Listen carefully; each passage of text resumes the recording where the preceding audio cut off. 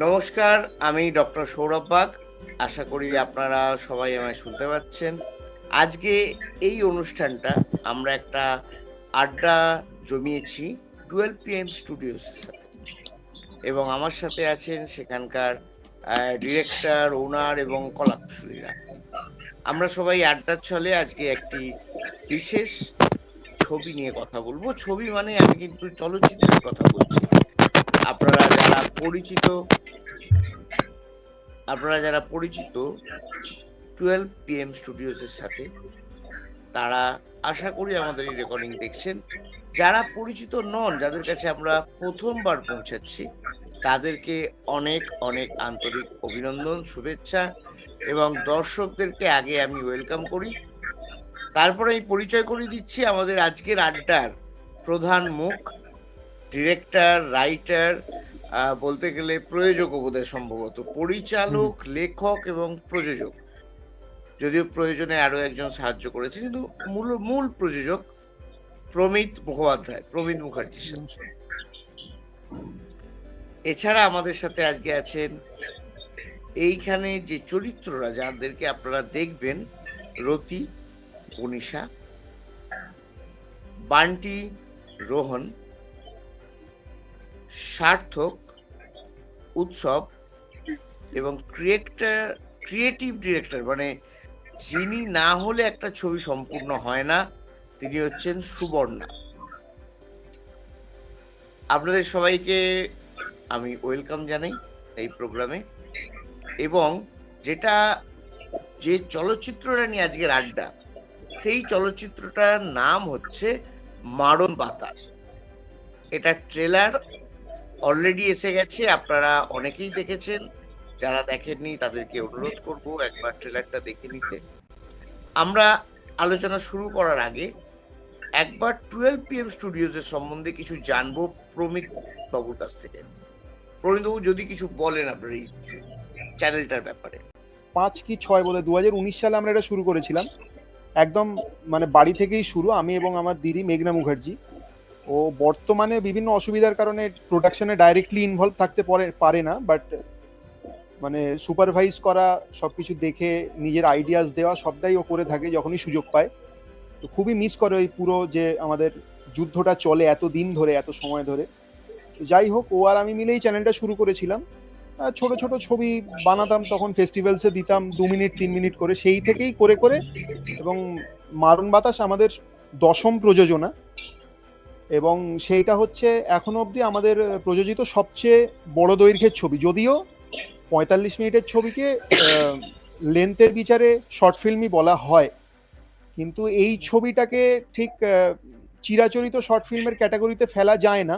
কেন ফেলা যায় না সেটা ডেফিনেটলি দর্শকরা 21 তারিখে দেখলে বুঝতে পারবেন। আচ্ছা, আমি একটা ছোট্ট প্রশ্ন রাখবো, তারপরে আমরা আরেকবার রিকোয়েস্ট করব যাতে ট্রেলারটা দর্শকদের দেখানো হয় আমাদের আলোচনা শুরুর আগে। নিশ্চয়ই নিশ্চয়ই। প্রশ্ন হচ্ছে, আমরা যখন 12 PM স্টুডিওজ এর ব্যাপারে জেনেছিলাম, বা যখন আমরা সবাই যুক্ত হয়েছি, ওখানে একটা কথা হতো, মানে সেই সময় তো প্রচলিত অনেক ধরনের চ্যানেল ছিল যারা অডিও স্টোরি করতেন, এবং এই স্টুডিও সেটা করতো, কিন্তু এনারা বলতেন যে আমরা অডিও অ্যাডাপ্টেশন করি, audio adaptation of Bengali stories. তা আমি আমার দর্শকদের জন্য জানতে চাইবো যে অডিও অ্যাডাপ্টেশন আর অডিও স্টোরিজ এর মধ্যে তফাৎ কি? না, অডিও অ্যাডাপ্টেশন বলতে আমরা যেটা করেছি, অনেক ক্ষেত্রেই যেটা হয়ে থাকে এখন মেজরলি অডিও অ্যাডাপ্টেশনই হয়। আমরা যদি বড় বড় চ্যানেলগুলো দেখি, তারা নির্ধারিত স্ক্রিপ্ট রাইটার রেখে মানে গল্পটাকে প্রয়োজন মতো ঝাড়াই বাছাই করে তারপরে সেটাকে অডিও হিসেবে প্রেজেন্ট করে। বাট এটা আমি যখনকার কথা বলছি, প্রায় গোড়ার দিকে, যখন এই মানে লকডাউনের সময় এই ইন্ডাস্ট্রিটা সবে শুরু হয়েছে, সেই সময় মোটামুটি বইয়ের হুবহু মানে পড়ে দেওয়া হতো, এবং সেটার উপরে খুব একটা যে ক্রিয়েটিভিটি করা হতো সেরকম নয়। সেই থেকে আমার তখন মনে হয়েছিল যে আমরা যদি এটাকে ডাইরেক্ট একদম বইতে যা লেখা রয়েছে সেইটাকেই না পড়ে, মানে ডাইরেক্ট অডিও বুক না করে, যদি আমরা সেটাকে মানে অডিওর জন্য নতুন করে অ্যাডাপ্ট করতে পারি।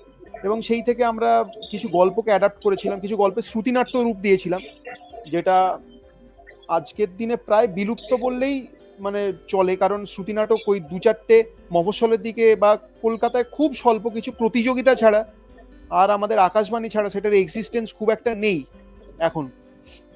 বাট আনফর্চুনেটলি বিভিন্ন ব্যস্ততার কারণে আমাদের অডিওর যে সেগমেন্টটা সেটা প্রায় 2-3 বছর ধরে বন্ধ হয়ে গেছে। ইচ্ছা আছে ডেফিনেটলি আবার আমরা নতুন করে শুরু করব। এবার আমি প্রমিতের কথা সুর ধরেই বলছি যে আমি কিন্তু যখনই এখান থেকে কিছু অডিও হোক বা কোনো শর্ট হোক যাই পেয়েছি, তার মধ্যে কিন্তু একটা বার্তা থাকে সবসময়। তাহলে কি এই যে অডিও থেকে ভিডিও, মানে অডিও অ্যাডাপ্টেশন থেকে সরাসরি ভাবে আমরা যে চলচ্চিত্রে আসছি, মানে স্বল্প দৈর্ঘ্যের চলচ্চিত্র বলো বা যাই বলো, সেখানেও কি বার্তাটা তুলে ধরার চেষ্টা হয়েছে কোথাও?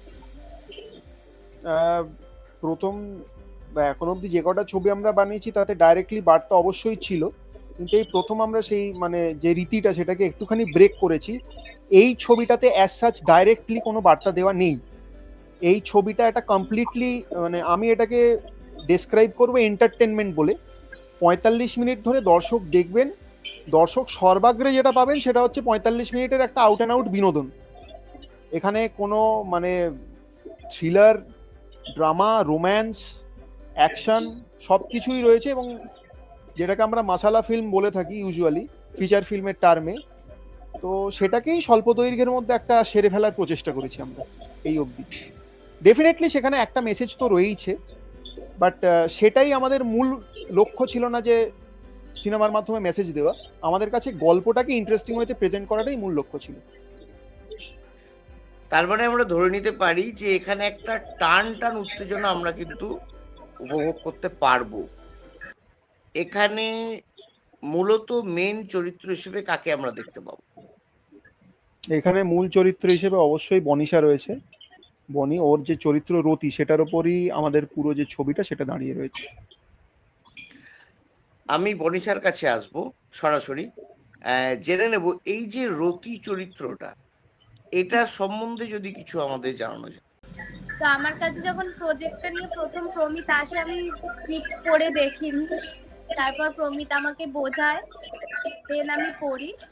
তো রতি হচ্ছে ওভারঅল এমন একটা ক্যারেক্টার যে নিজেই খুব কনফিউজ কি করবে না করবে, বাকিটা তো দেখাই যাবে সিনেমাতে। তো রতি নিজেই বুঝতে পারে না কখন নিজের জালে জড়িয়ে যাবে। ওই একটা হয় না যে মুখোশের আড়ালে কি চলছে না চলছে, এরকম একটা যে দুরকম চরিত্র, কখনো সে ভালো আবার কখনো খারাপ, সব রকম আছে তার মধ্যে। কোথাও একটা হয়তো ইমোশন আছে, আবার সে কোথাও একটা গিয়ে এতটাই রুড যে কেন হয়েছে, এটাও একটা দর্শকদের কাছে প্রশ্ন থেকে যাবে। এটাই। আচ্ছা, দর্শকরা তো প্রশ্নের উত্তর খুঁজবেন, আমরা যেটা খোঁজার চেষ্টা করছি সেটা হচ্ছে এই যে রতি নামটা, এটা কি বাই এনি চান্স কোনোভাবে ক্যারেক্টারের সাথে মিল খাইয়ে রাখা হয়েছে? ডেফিনেটলি রতি নামটা ক্যারেক্টারের সাথে মিল খাইয়েই রাখা হয়েছে, কারণ আমরা জানি যে আমাদের পুরাণ বলছে যে কামদেব যিনি ছিলেন তার স্ত্রীর নাম হচ্ছে রতি, তো সেইটার একটা রেফারেন্স তো ডেফিনেটলি রয়েছে। একদম, আমি আমি এটাতেই আসছিলাম, কারণ ট্রেলারটা আমি দেখেছি এবং ট্রেলারটা দেখার সময় দেখলাম যে ওই ক্যারেক্টারটার সাথে অনেকগুলো মেল ক্যারেক্টার পরপর আসছে, তাদের মান অভিমান মারপিট যুদ্ধ সবই সবই আছে। এইটার জন্যই আমার এই প্রশ্নটা করা ছিল। এবারে আমি ডাইরেক্টলি আসছি আমাদের ক্রিয়েটিভ ডিরেক্টরের কাছে। সুবর্ণা ম্যাডাম যদি কিছু বলেন এই মুভির ব্যাপারে এবং আপনার এক্সপিরিয়েন্স কি? বিষয়টা হচ্ছে, যখন প্রমিত এটা লিখেছিল আমি জানতাম না এটা নিয়েও কিছু বানাতে চাইছে বা কি, আমাকে এমনি পাঠিয়েছিল, বলেছিল পড়ে দেখ যে এটা কেমন হয়েছে। তো পড়ার পরেও শেষে মানে ক্লাইম্যাক্সটা যেভাবে ভেবেছিল, ওকে আমি কিছু বলি যে এটা আমার না মনে হচ্ছে আমি বুঝে ফেলছি, মানে পড়তে পড়তে আমার মনে হচ্ছে যে শেষটা এইটাই হতে পারে, আমার মনে হচ্ছে, বা এই জায়গাটা এরকম করলে ভালো হতো, আমি এটা র্যান্ডামলি ওকে বলেছিলাম। তারপর তো ও অনেকগুলো মানে পরপর লিখেই গেছে, মানে আচ্ছা এটা ভাল লাগছে না আর একটা চেঞ্জ করছি, এটা পড়ে দেখ, আবার এটা ভাল লাগছে না আর একটু চেঞ্জ করছি, এটা পড়ে দেখ। তো প্রতিটা স্টেজে ব্যাপারটা চেঞ্জ হয়েছে। মানে আমরা প্রচুর ডিসকাশন করেছি যে এখানে আমরা কাকে ভিলেন দেখাবো কি কাকে একটু ভালোভাবে দেখাবো, মানে অনেক কনফিউজিং একটা ওয়েতে পুরো ব্যাপারটা গেছে যে কাকে দেখালে সব থেকে ভালো লাগবে বা লাগবে না।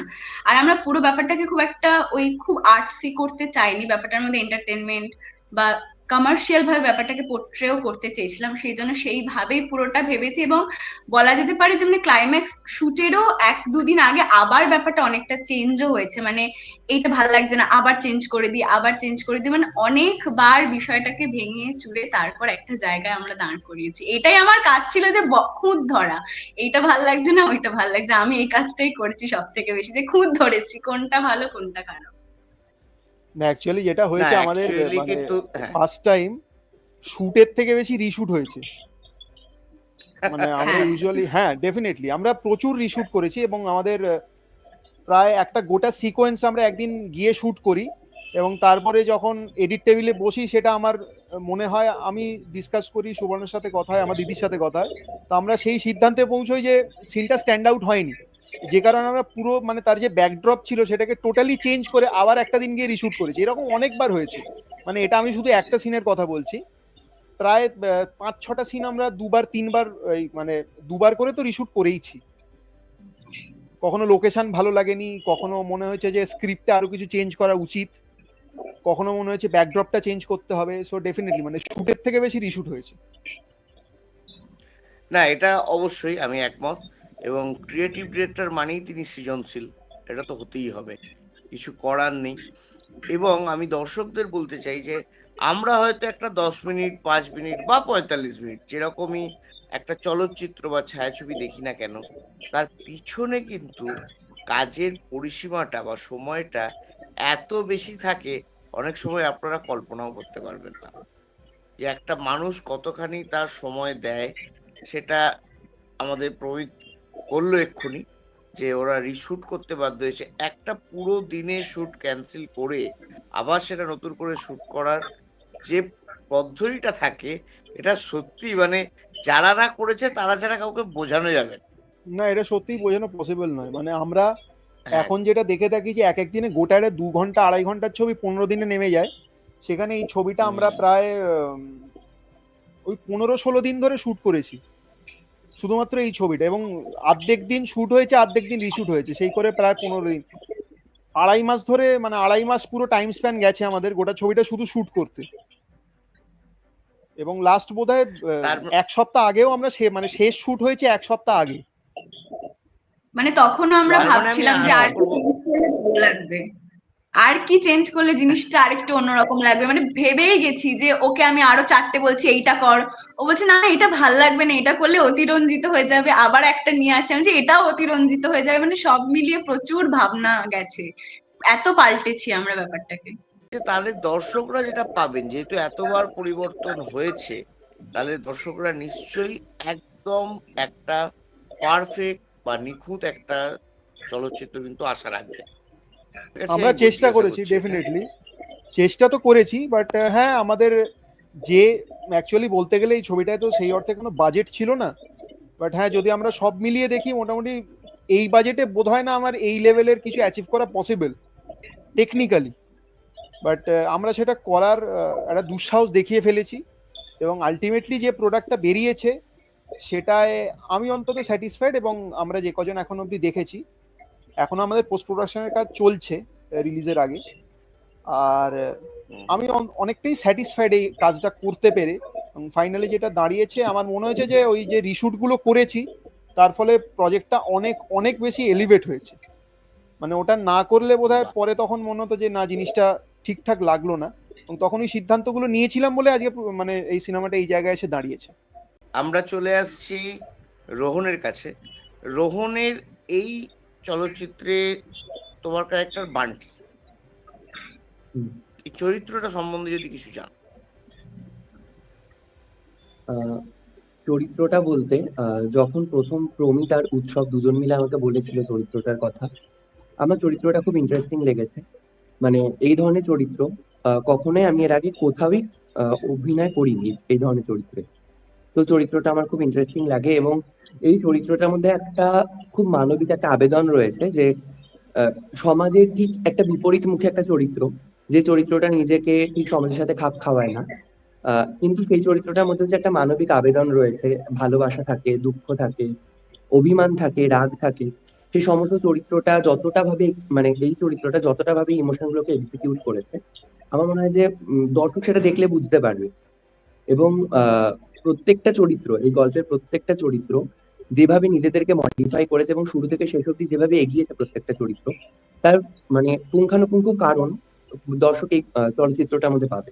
এবং তার মধ্যে মানে আমি এটা প্রমিতের সামনেই বলছি যে দর্শক বান্টি চরিত্রটাকে একটা আলাদা করে ভালোবাসা দেবে, এটা আমার বিশ্বাস।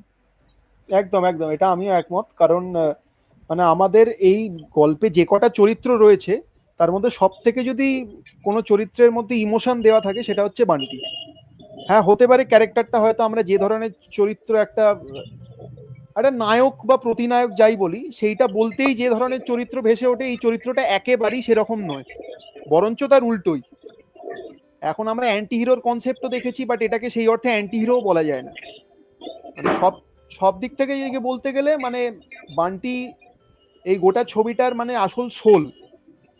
মানে আমরা যখন যখন ছবিটার মনে হচ্ছে কমিক রিলিফের প্রয়োজন তখন বান্টি এসছে, যখন ছবিটার একটুখানি ইমোশনের প্রয়োজন হয়েছে তখন বান্টি এসছে, এবং ছবির খুব মানে ক্রুশিয়াল মোমেন্টে এই ক্যারেক্টারটা আমরা এনেছি, এবং আশা করি ক্যারেক্টারটা দর্শকের ভালো লাগবে। আচ্ছা, এবার আসবো উৎসবের কাছে। উৎসব এখানে সার্থকের ভূমিকায় অভিনয় করেছে, তা এইটা কতটা সার্থক হয়েছে বলে মনে হয়?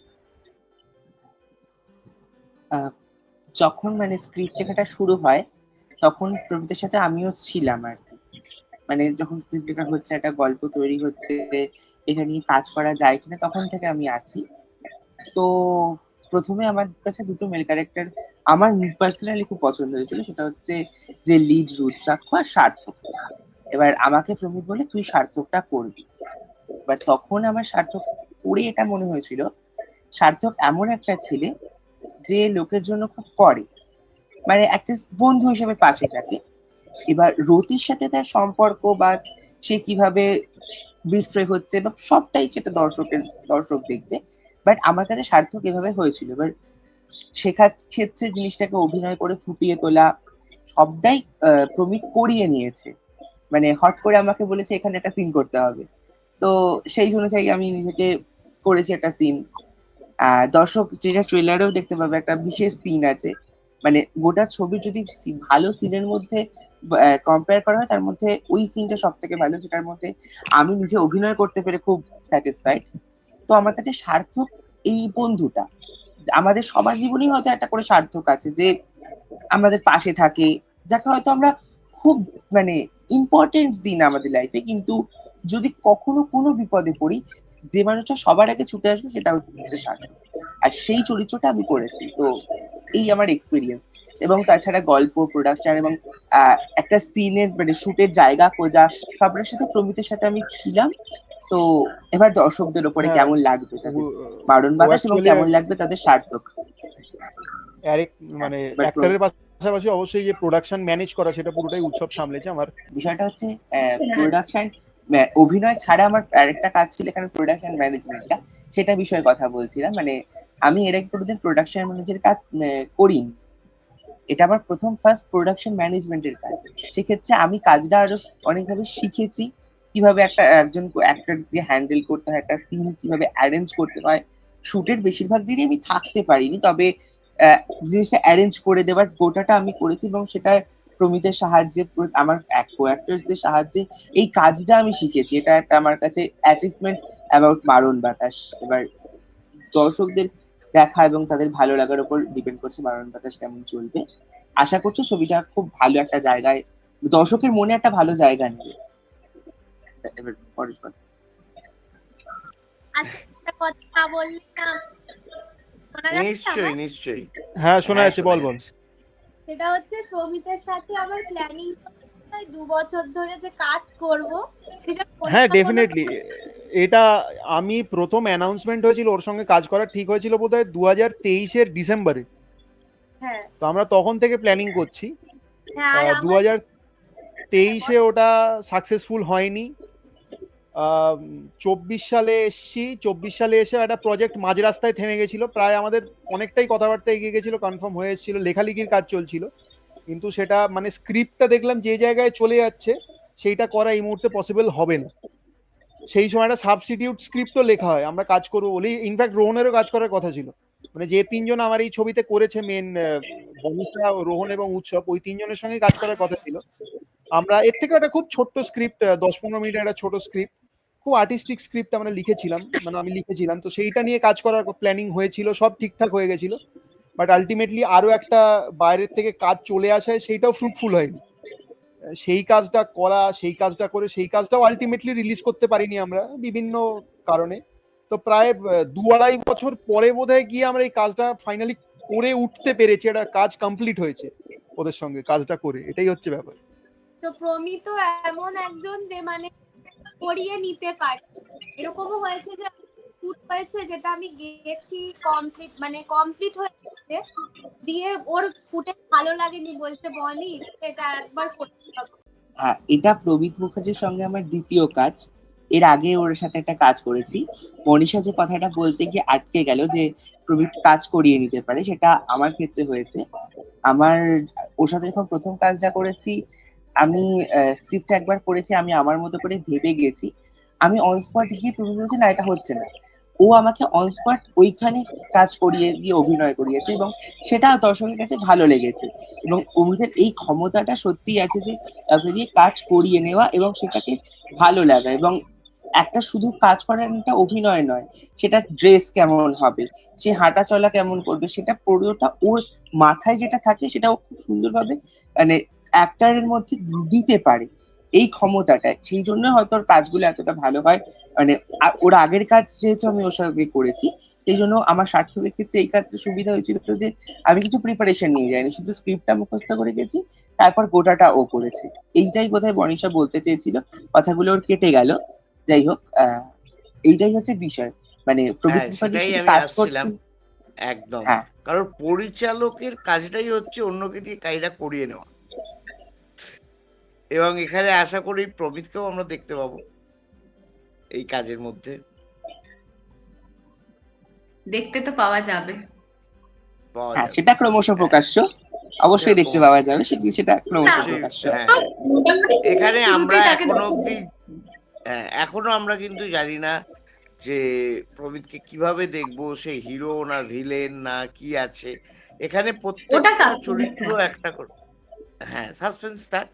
আমরাও যাচ্ছি না অত গভীরে, কারণ আমরা ট্রেলার অনুযায়ী যতটা দেখতে পেয়েছি সেখান থেকে প্রতিটা ক্যারেক্টার একটা ধোঁয়াশা, এবং এই ধোঁয়াশাটা রহস্য উন্মোচন হবে সম্ভবত 21 তারিখ, তাই তো? এটাই আপনাদের ডেট হ্যাঁ, ফিক্সড হয়েছে। 21 তারিখ। একদম একদম। 21 আমি তারিখে আবার একদম দর্শকদের সবার। বলবো, হ্যাঁ, যে আগে গিয়ে কিন্তু ট্রেলারটা আজকেই দেখে নিন। অলরেডি 12 PM স্টুডিওজে রিলিজ করে গেছে ট্রেলারটা, ওখানে গিয়েও আপনারা দেখতে পারেন, এবং দেখলে আপনারা বুঝতে পারবেন যে এই গল্পটা কিসের উপর, কি আছে, যদি বুঝতে পারেন। কারণ আমি এখন অব্দি বুঝে উঠতে পারিনি, পুরো জায়গাটাতেই একটা রহস্যের গন্ধ আছে। এবং প্রমিত যেরকম বললো একটু আগে, যেখানে রহস্য আছে, যুদ্ধ আছে, টান টান উত্তেজনা আছে, হালকা প্রেম আছে, এবং সম্ভবত বিচ্ছেদও আছে, সবকিছু মিলিয়ে মিশিয়ে একটা সুন্দর উপাদেয় জিনিস কিন্তু তৈরি হয়েছে, যেটা কিন্তু দেখা উচিত আমাদের। আমরা এবার আসবো আড্ডার ছলে অন্য একটা বিষয় সম্পূর্ণ। এই চলচ্চিত্রের শুটিং এ গিয়ে আপনাদের মজার অভিজ্ঞতা কিছু আমি শুনবো, সবার থেকে শুনবো। আগে বনিশাই বলুক, ও সব থেকে বেশি থেকেছে, ওরটাই আগে জানা হ্যাঁ, দরকার। ও বলার পরে আমি বলবো কি মানে ওর সাথে মানে ওর মানে কি হয়েছে আর কি। আগে বনিশা আচ্ছা, তুই ভাই বলে নে। বনিসার থেকে শুনি। বনিশা সম্পর্কে একটা কথা বলে দিই, ও পুরো ক্র্যাকড পার্সন, মানে যেখানেই যাবে মানে একদম, ও কি করবে ও নিজেও জানে না, সেই জন্য নিজেও খুব কেওটিক, আর সব চারিদিকটাকেও কেওটিক বানিয়ে দেয়, খুব মজাই করে, এবং সেটাতে আমাদেরও মানে আর কি খুব কাজটা সুন্দর হয়, ভালো হয়। মজার বাহ! ব্যাপার বলতে সুবর্ণা যেটা বললো যে সারাদিন কাজের মানে কাজের মাঝখানে নিজের আনন্দটা নিজেই খুঁজে দিতে হয়, না হলে এতটাই ইনভলভ হয়ে যায় প্রত্যেকটা ব্যাপারে, ভালো লাগে না।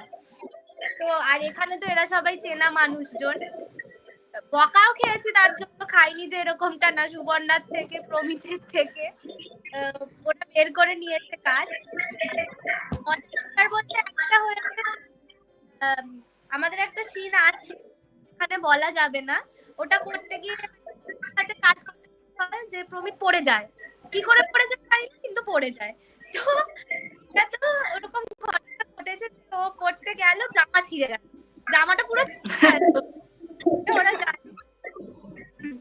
তো এটা একটা আরেকটা মজার ব্যাপার, সেটা হচ্ছে আমরা একটা মানে একটা জঙ্গলের মধ্যে আমার আস্ত ব্যাগটা ফেলে দিয়ে আসতে হয়, কেন না পিঁপড়ে, আমার কুকুরের খাবার থাকে, মানে দেখতে পেলে আমি দিই, এত পিঁপড়ে হয়ে গেছিল যে ব্যাগটা মানে যে ক্যারি করবো আর করতে পারলাম না, ভালো শ্রীলেদাসের ব্যাগ আমাকে ফেলে দিয়ে আসতে হলো, মানে পুরো লাল, পুরো ওই বুভুক্ষ পিঁপড়ে আমরা যে পড়ছিলাম, ওই রকম পিঁপড়ে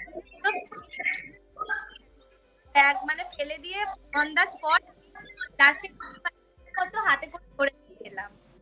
এইটা তার মানে আমরা বন জঙ্গলের কিছু দৃশ্য দেখতে পাবো আশা করছি। দারুণ দৃশ্য আছে, এইটুকু তো গ্যারেন্টি করতে পারি। কোন বন জঙ্গলে টেনে নিয়ে গেছো সবাইকে? আমরা মানে এটা এ তো কোথায় কোথায় আমি জানি না, আমি সত্যি কথা বলছি, আমি এটা মানে দেখিনি কোনোদিন, সেই অর্থে বলতে পারি যে কোনো একটা 45 মিনিটের শর্ট ফিল্মের জন্য এত ভাস্ট লোকেশনে কোনো প্রোডাকশন কোনোদিন শুট করেছে বলে আমি অন্তত দেখিনি, অ্যাটলিস্ট ইউটিউব স্পেসে বা আমাদের ল্যাঙ্গুয়েজ স্পেসে যদি বলি বাংলার মধ্যে। আমরা মানে জাস্ট পাগলামি করেছি লোকেশন নিয়ে। আমরা 5টা লোকেশনে টোটাল শুট করেছি। আমরা শুরু করেছিলাম মানে হচ্ছে লোকেশন নিয়ে পাগল। চুঁচুড়ো থেকে শুরু করেছিলাম, এবং চুঁচুড়ো, চন্দননগর, দেন শ্রীরামপুর, তারপরে উত্তরপাড়া, বালি, 5টা লোকেশন আমরা টোটাল শুট করেছি। এবং হ্যাঁ, এবং খুব অড টাইমে চুঁচুড়োয় আমরা শুট করেছি তখন রাত্রিবেলা 11টা বাজে, এবং শুটও শেষ হয়ে আসছে, আমাদের ট্রেনও ধরতে হবে, আমরা প্রত্যেকে আর কি ওখানে উৎসবের বাড়ি। আর বাকি আমরা যে কজন ছিলাম, আমি, রোহন, বনিশা, আমরা যারা ছিলাম, আমরা রাত্রি 11টার ঘড়ির মোড়, চুঁচুড়ো ঘড়ির মোড়ে সেখানে একটা চেস সিন রয়েছে, সেই চেস সিন আমরা শুট করেছি। শুট করার পর ওখান থেকেই মানে একদম জেনারেল লোকজনকে ধরে আমরা তাদের দিয়ে একটা ছোট্ট মতো সিন অভিনয় করানোর চেষ্টা করি, বাট তারপর এডিট টেবিলে বসে আমার মনে হয় যে সিনটা একেবারেই ওয়ার্ক করছে না, তখন সভাপতি সেটাকে বাদ দেওয়ার সিদ্ধান্ত নিতে, এবং সেই সিনটার এক্সটেনশন আমরা আবার উত্তরপাড়ায় একটা জায়গায় গিয়ে সেটাকে কমপ্লিট করেছি আর কি। মানে এখানে শুধু যে আমরা একটা স্ক্রিপ্ট পেলাম, স্ক্রিপ্টটাকে ধরলাম, কাজ করে দিলাম, তা হয়নি। এখানে প্রতিটা পদে পদে কিন্তু একদম মিলিয়ে নিখুঁত করার চেষ্টা করা হয়েছে। এবং নিখুঁত করার থেকেও বড় কথা, আমরা চেয়েছি যাতে আমাদের ভিজুয়ালি জিনিসটা খুব মানে স্টানিং দেখতে লাগে। আমরা জানি আমাদের কাছে দামি ক্যামেরা নেই, আমরা জানি আমাদের কাছে আমরা মানে যে কজন অভিনয় করেছি কেউ ভালো মন্দ, ভীষণ ভালো কেউ হয়তো সেই অর্থে পৌঁছতে পারিনি সেই স্টেচারে, বাট আমরা সবসময় মনে হয়েছে যে আমরা যদি ভিজুয়ালি জিনিসটাকে স্টানিং দেখাতে পারি তাহলে সেইটা দিয়ে অনেক কিছু ম্যানেজ করা যেতে পারে, এবং সেইটাকে অ্যাচিভ করার জন্যই আর কি যত পাগলামি সেইটুকু অ্যাচিভ করার জন্য। মানে একটা জিনিস কিন্তু এখানে একদম নিশ্চিত যে আমরা যেটা দেখব সেটা কিন্তু অসাধারণ একটা প্রজেক্টই দেখব। সেটা অসাধারণ কিনা জানি না, তবে ডেফিনেটলি আমরা এই ধরনের কাজ আমি অ্যাটলিস্ট কোনোদিন দেখিনি ইউটিউব স্পেসের মধ্যে বা শর্ট ফিল্ম স্পেসের মধ্যে। এই ধরনের কাজ আমি কোনোদিন দেখিনি যেখান থেকেই অ্যাকচুয়ালি বানানোর সিদ্ধান্ত নেওয়া, সেটাও একটা ব্যাপার। মানে অ্যাকচুয়ালি এতদিন পর্যন্ত 9টা ছবি করেছি, 9টা ছবি যেরকম ছিল কি আমরা আগে গল্প পেতাম, সেই গল্পটার উপর স্ক্রিপ্ট হতো, তারপরে আমরা মানে খোঁজ খবর করতাম যে এ ফ্রি আছে, ও ফ্রি আছে, চলো ওকে ডেকে নিই, করে নিয়ে তারপর অনেক কিছু মাথায় রাখতে হতো যে ইনডোরের মধ্যে দেখতে হবে, কারণ আউটডোরে বেশি করলে তখন সাউন্ড ডিজাইন নিয়ে প্রবলেম হয়ে যায়, কারণ গাড়ি ঘোড়া এসে যায়, সেটাকে ঠিক মতো ম্যাচ আপ করানো, কারণ আমাদের তো অন লোকেশন সাউন্ড রেকর্ডিং এর কোনো ব্যবস্থা নেই, যা করতে হবে পরে পোস্টে, এবং সেইটা ম্যাচ করাটা চাপ হয়ে যায়, তখন এইগুলো মাথায় রাখতে হতো। But first time all out গেছি, শুট করেছি, জানি না, কিচ্ছু জানি না তারপরে কি হবে, আদৌ জিনিসটা ভালো লাগছে কিনা জানি না। শুট করেছি, বাড়ি ফিরেছি, এডিট টেবিলে বসেছি, ফেলে দেখেছি ভালো লাগছে না, তো চলো শুট করবো। এবং আমার এখনো মনে আছে, খুব ভুল না হলে চুঁচুড়োতে আমরা বোধহয় একসাথে প্রায় 2টো না 3টে সিন সেদিনকে শুট করেছিলাম। একদিনই আমরা গেছিলাম চুঁচুড়ে শুট করতে, 2 থেকে 3টে সিন শুট করেছি। রয়েছে বোধহয় হার্ডলি 5 থেকে 6টা ক্লিপ একটা সিনের, ঠিক আছে। বাকিগুলো আমরা আবার আলাদা আলাদা লোকেশনে শুট করেছি, একটা উত্তরপাড়ায়, একটা আবার বালিতে গিয়ে, আলাদা আলাদা লোকেশনে গিয়ে আমরা শুট করেছি। বলো। আরেকজন কেউ একটা কিছু মজার ঘটনা আমাদের সাথে শেয়ার করতে চাইছিলেন তখন। আর প্রমিত তো এসেছে, ও নিজেই বলবে যে আমার সাথেও যখনই শুট করতে যায় ও পড়ে যায়, ওর প্যান্ট ছিঁড়ে যায়, ওর জামা ছিঁড়ে যায়, কিছু না কিছু ছিঁড়ে যায়। না এটা অ্যাকচুয়ালি মানে কি বলবো, জানি না এটাকে কি বলা যেতে পারে, বাট এটা ওর সঙ্গে যতবার কাজ করতে গেছি, ইভেন রোহনের সঙ্গে, বনিশার সঙ্গে যতবারই কাজ করতে গেছি, কিছু না কিছু এরকম মানে গন্ডগোল হয়েইছে। হয় কাজটা শেষ হয়নি, আলটিমেটলি হয়তো শেষও হয়েছে, শেষ হওয়ার পর দেখেছি মানে সেটা করতে গিয়ে অনেক কিছু হয়ে গেছে। একবার পা স্লিপ করে প্রায় গঙ্গায় ডুবে যাওয়ার মতো পরিস্থিতি হয়েছিল। মানে আমি আগে পা স্লিপ করে গঙ্গার কাছে চলে গেছি, আমাকে তুলতে গিয়ে রোহন ঘাটে পড়ে গেছে। হ্যাঁ, মানে এতদিন পর্যন্ত যেটা হতো যে পাগলামিটা খুব ছোট পরিসরে হতো, এবারে বড় পরিসরে পাগলামি করেছি। মানে এখানে যে কজন রয়েছে এবং তারা ছাড়াও আমাদের সঙ্গে আরো যারা যারা কাজ করেছে, তারা প্রত্যেকে মানে সবাই একসঙ্গে মিলে এই পাগলামিটা করতে পড়েছি বলেই অ্যাকচুয়ালি এই প্রজেক্টটা হয়েছে, আদারওয়াইজ এটা পসিবল হতো না। আর বনিশার কথা যদি সত্যি কথা বলতে হয়, বনিশা আমার বাড়ি থেকে ওর যাতায়াত করতে প্রায় 2 থেকে 2.5 ঘন্টা সময় লাগে, কারণ ওর থাকে জাঙ্গিপাড়া, যেটা অনেকটাই দূর। আচ্ছা, এবং সেখান থেকে এসে 15 দিন শুট করা, মানে অন্য কেউ হলে আমি জানি না কতটা কি করে উঠতো।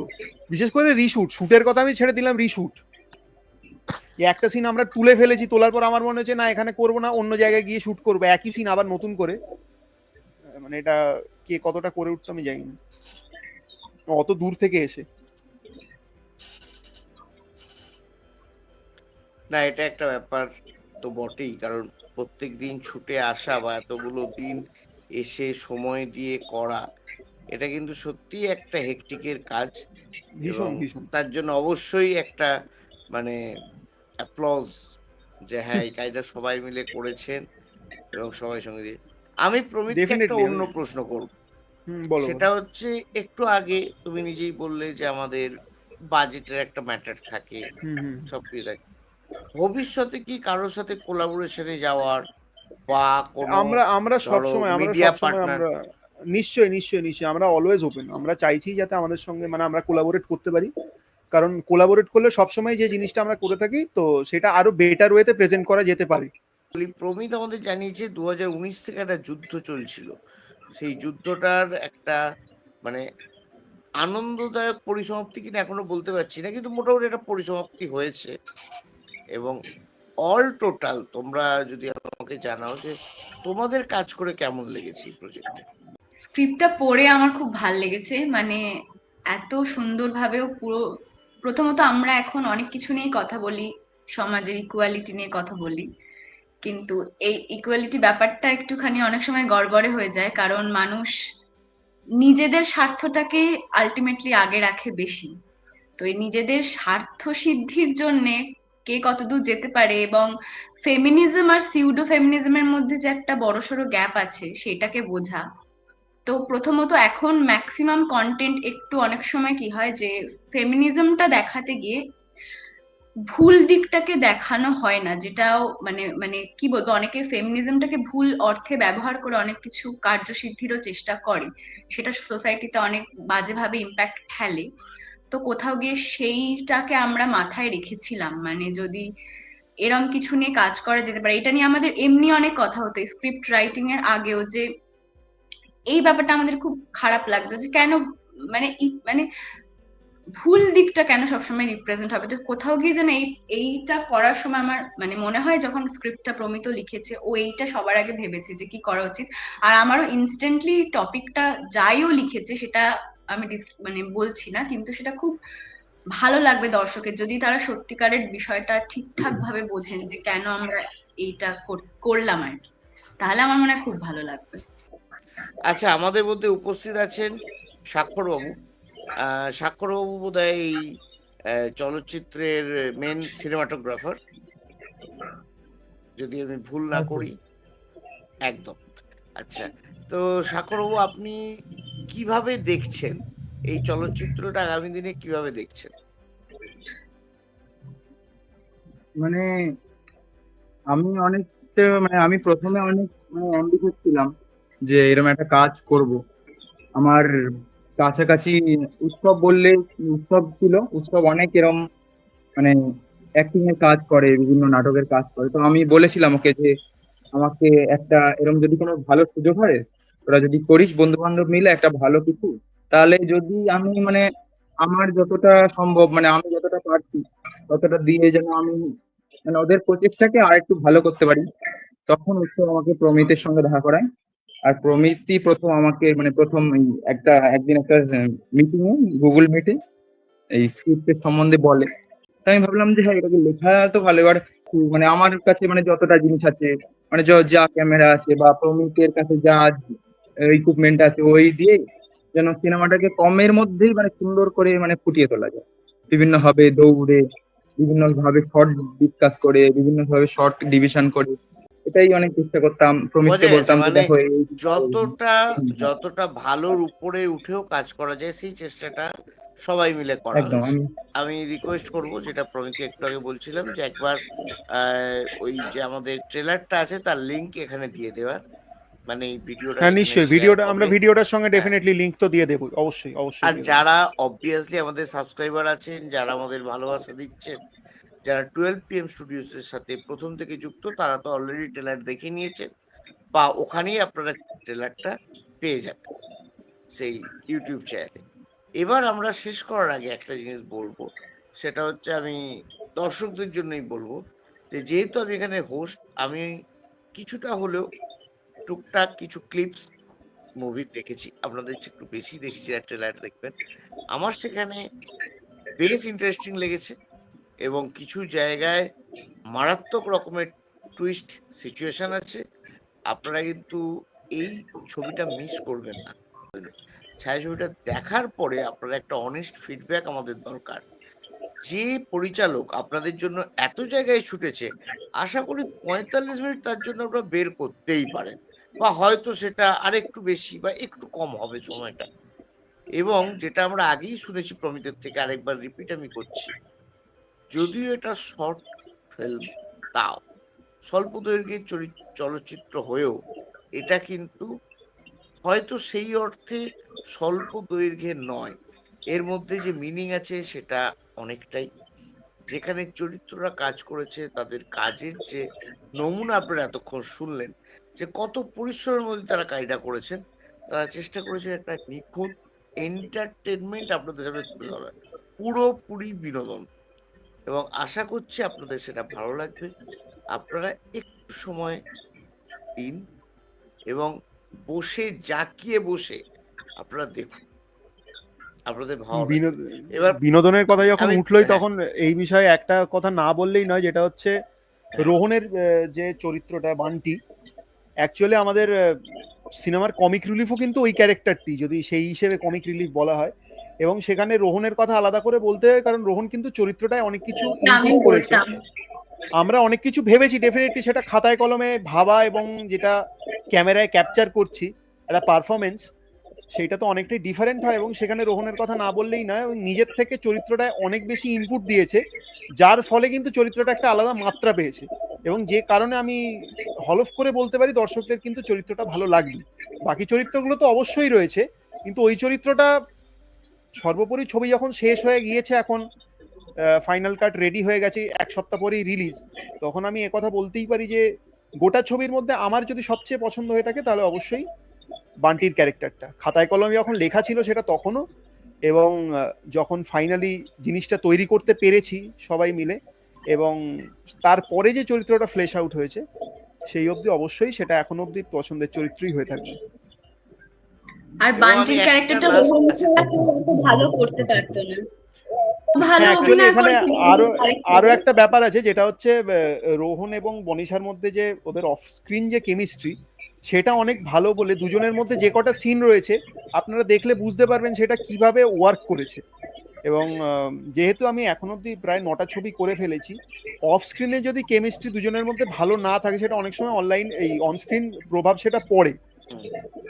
সেটা প্রভাব পড়ে, কিছুটা হলেও প্রভাব পড়ে, কিন্তু ওদের মধ্যে যে ধরনের কাজ হয়েছে সেটা ভীষণ ফ্ললেস, এবং সেই কেমিস্ট্রিটার কারণে দর্শক কিন্তু এটা এনজয় করবেন, আমি অবশ্যই বলতে পারি। রোহন এবং মনীষা যখন যখন স্ক্রিনে থাকবে আপনারা এনজয় করতে বাধ্য, আপনাদের মজা লাগবে, এবং 45 মিনিট ধরে আপনারা যে বিনোদনটা পাবেন সেটা একেবারে আপনাদের মনে হবে না যে সময়টা শেষ করার পরে যে 45টা মিনিট আপনার নষ্ট হয়ে গেল। সেইটা যাতে না হয় সেই অ্যাসিওরেন্স আমরা দিতে পারি। আচ্ছা, আর একটা কথা এখানে বলার, যেটা হচ্ছে আমার লাস্ট যেটা মোটামুটি স্বল্পের মধ্যেও বড় ফিল্ম ছিল পালাবার পত্নী, প্রায় বছর দুয়েক আগে বানিয়েছিলাম। আমি দর্শকদের রিকোয়েস্ট করবো 12 PM স্টুডিওতে গিয়ে তারা যদি ছবিটা দেখে নেন, যদি না দেখেন তাতেও যে দর্শকদের বিরাট কিছু ক্ষতি হয়ে যাবে তা নয়, কিন্তু ছবিটা দেখলে বোধহয় একটুখানি বুঝতে কিছু ঘটনা সুবিধা হবে। কারণ আমরা চেষ্টা করেছি যে ছবিটার সঙ্গে একটুখানি লিঙ্ক করতে। ইউনিভার্স সেট আপ করা বলবো না, কারণ এটা খুব কমন হয়ে গেছে এখন। যদি বলতে হয়, আমরা আগেকার দিনে দেখতাম যে বিভিন্ন ছবিতে পুরনো মানে আগের ছবির অ্যাক্টর বা আগের ছবির কিছু মিউজিকের পিস পরের ছবিতে ব্যবহার করা যায়, যাতে করে সেই নস্টালজিয়া ফিলিংটা পাওয়া যায়। আমরাও জাস্ট সেই রকমই একটা চেষ্টা করেছি। আমাদের এখানে একটা বিশেষ চরিত্রের প্রয়োজন পড়েছিল, সেখান থেকে মনে হলো আমার কাছে যখন অলরেডি চরিত্রটা রয়েছে আমার নিজেরই আগের ছবির, আমাদের প্রোডাকশনের ছবি, তখন সেই চরিত্রগুলোকে আবার করে আমরা ব্যবহার করেছি, যার ফলে দর্শকরা দেখলে আশা করি সেই ইস্টার এগস গুলো ওনাদের ভালো লাগবে। এটা আমরা নতুন একটা ইনফরমেশন পেলাম, এবং অবশ্যই আমিও পরিচালকের কথা সুর ধরেই বলবো যে যান একবার দেখে নিন, তাহলে কানেক্ট করতে আপনাদেরও সুবিধা হবে। আজকে আড্ডা আমরা এখানেই শেষ করব। যদি শেষ মুহূর্তে কারো দর্শকদের কাছে কিছু বলার থাকে আপনারা বলতে পারেন। দর্শকদের কাছে এটাই বলার যে আমরা চেষ্টা করেছি যে আমাদের যতটুকু সাধ্য সমস্তটা দিয়ে কাজটা করার। এরপরে ওই জনতা জনার্দন যে বিষয়টা হয় আর কি, তারা দেখুন এবং তারা দেখে আমাদের জানান যে তাদের কেমন লাগলো, এবং অনেস্ট রিভিউ, যেটা প্রত্যেকটা ক্যারেক্টার প্রত্যেকটা সিন যেভাবে সাজানো হয়েছে আশা করি দর্শকদের খুব ভালো লাগবে। এবং আমরা প্রত্যেকে, এই টিমের প্রত্যেকে ভীষণ আশাবাদী।